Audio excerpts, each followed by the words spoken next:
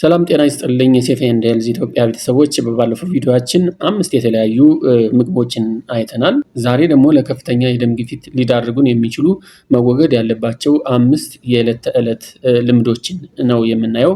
የመጀመሪያው የእንቅልፍ ጥራት ነው። ስሊፕ ኳሊቲ። እንቅልፍ እንግዲህ ለሰውነታችን ረፍት ብቻ ሳይሆን የደም ግፊታችንን የምናስተካክልበት የተፈጥሮ መንገድ ነው። እንቅልፍ መተኛት ብቻ ሳይሆን ታዲያ ጥራት ያለው እንቅልፍም ወሳኝ መሆኑን መገንዘብ ይኖርብናል። በተደጋጋሚ መነቃቃት ወይም ማንኮራፋት ካለ ልብ በቂ ኦክሲጅን ለማግኘት ስለሚታገል የደም ግፊት ይጨምራል ማለት ነው። በምንተኛበት ጊዜ የደም ግፊታችን በተፈጥሮ ይቀንሳል። ይህ ደግሞ ዲፒንግ ይባላል። ታዲያ በቂ እንቅልፍ ካላገኘን ግፊታችን በከፍተኛ ደረጃ እንዲያድግ ወይም እንዲቆይ ወይም በከፍተኛ ደረጃ ላይ እንዲቆይ ያደርገዋል ማለት ነው። ይህ ደግሞ በልብና በደም ዝውውር ላይ ከፍተኛ የሆነ ጫናን ይፈጥራል። በመሆኑም በቂ እንቅልፍ ካላገኘን ሰውነታችን እንደ ኮርቲሶል ያሉ የጭንቀት ሆርሞኖችን በማብዛት እነዚህን ያመነጫል ማለት ነው፣ ወይም እንዲበዙ ያደርጋል። እነዚህ ሆርሞኖች ደግሞ ደም ቅዳ ቧንቧዎችን ወይ ደግሞ ይሄ አኦርታ የሚባለውን እንዲጠቡ በማድረግ ግፊትን እንዲጨምር ያደርጋል ማለት ነው።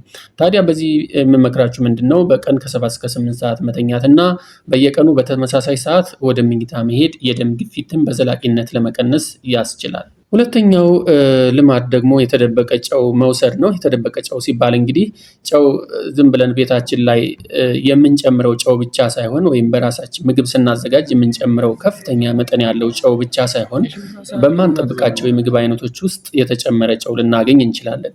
ብዙ ሰዎች የደም ግፊትን የሚጨምረው ያው እንዳልኳችሁ በምንጨምረው ምግብ ላይ በምንጨምረው ጨው ብቻ ይመስላቸዋል። ነገር ግን እንደ ዳቦ፣ የታሸጉ ምግቦች እና በሬስቶራንት የሚዘጋጁ የተለያዩ ምግቦች በውስጣቸው ከፍተኛ የሶዲየም መጠን ሊኖራቸው ይችላል።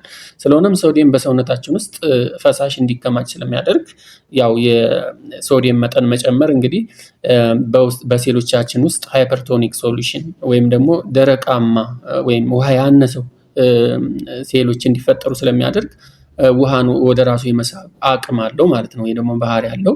በመሆኑም በደም ስሮች ላይ ጫና ይፈጥራል።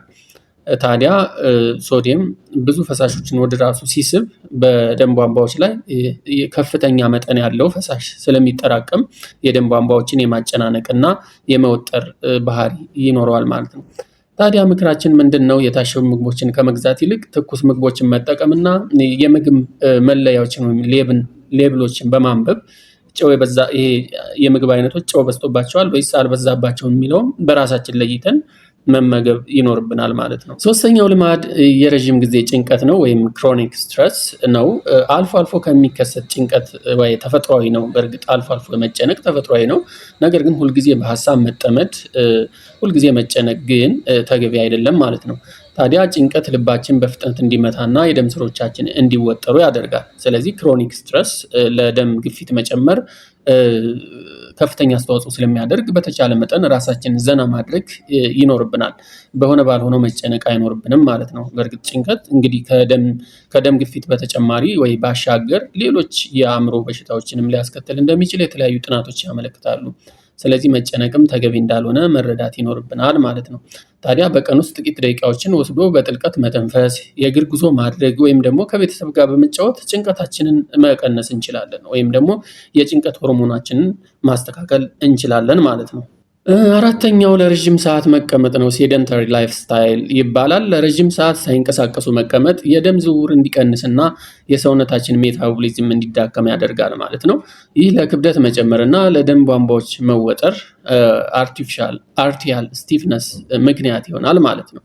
ታዲያ በየሰዓቱ ቆሞ መለጠጥ፣ ስትረች ማድረግ እንዲህ አልፎ አልፎ ብዙ ጊዜ ወንበራችን ላይ ተቀምጠን ከመዋል ይልቅ አልፎ አልፎ እየተነሳን ወክ ማድረግ ለ5 ደቂቃ ለ10 ደቂቃ እንዲሁም ደግሞ የቢሮ ስራ ላይ ከሆነ ደግሞ እንዲህ ራሳችን ዘና ማድረግ ይኖርብናል። ከወንበሩ እየተነሳን የተወሰኑች እንቅስቃሴ ማድረግ ነው። አንዳንድ አለ አይደለ ቢሮም ዞር ማለት እና ሰዎቹንም ማናገር አልፎ አልፎ እነሱም እንዲነቃቁ በማድረግ ራሳችንን ከእንደዚህ አይነት ሴደንታሪ ከሆነ ላይፍ ስታይል ወይም ሴደንታሪ ወይ ደግሞ ለብዙ ጊዜ በመቀመጥ ወይም ደግሞ ለብዙ ጊዜ በመቆም የተለያዩ ችግሮችም ይመጣሉ ከደም ግፊት ባሻገር። ታዲያ እንቅስቃሴ መጨመር አንዱ ደም ግፊትን የምናስተካክልበት ይሆናል ማለት ነው። ስለዚህ ለብዙ ጊዜ መቀመጥ ይሄ እንደዚህ አይነት ልማድ ሊኖር አይገባውም ማለት ነው። ሌላኛው የደም ግፊትን አለመከታተል ነው። እንግዲህ የደም ግፊት ብዙ ጊዜ ምንም አይነት ህመም ወይም ምልክት ሳያሳይ የውስጥ አካላችንን ለምሳሌ እንደ ኩላሊት፣ ልብ፣ አይንን ሊጎዳ ይችላል። ታዲያ ደህና ነኝ ብሎ ዝም ብሎ መቀመጥ ተገቢ አይሆንም። እንደውም ከተቻለ የደም መለኪያ መሳሪያዎችን መያዝ ወይ ደግሞ ፋርማሲ ሄደን በየጊዜው ወይ በየወቅቱ የደም ግፊታችንን ቼክ ማድረግ ይጠበቅብናል ማለት ነው። ብዙ ወጪ አያስወጣም። በተለያዩ ፋርማሲዎችን ማግኘት ይቻላል። ከተቻለም ደግሞ በቤታችን ውስጥ ገዝተን ማስቀመጡም ይመከራል። ታዲያ ከጠረጠርን ወይም ደግሞ በየወቅቱ ወይ በየጊዜው ቼክ ብናደርግ ብንከታተለው ራሳችንን ከበለጠ አደጋ ወይም ደግሞ አደገኛ ከሆነ የደም ግፊት ልንጠብቅ እንችላለን። ጤናችንን መከታተል እንችላለን ማለት ነው።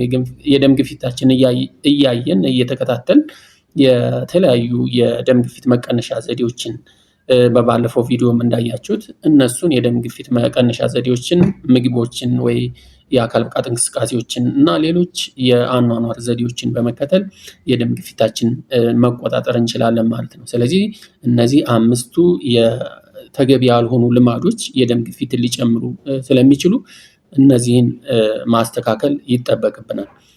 ቪዲዮ ጠቃሚ ሆኖ ካገኛችሁት ላይክ፣ ሼር አድርጉ። ሰብስክራይብ ያላደረጋችሁም እንዲሁ ሰብስክራይብ እንድታደርጉ እመክራለሁ። ጤና ይስጥልኝ።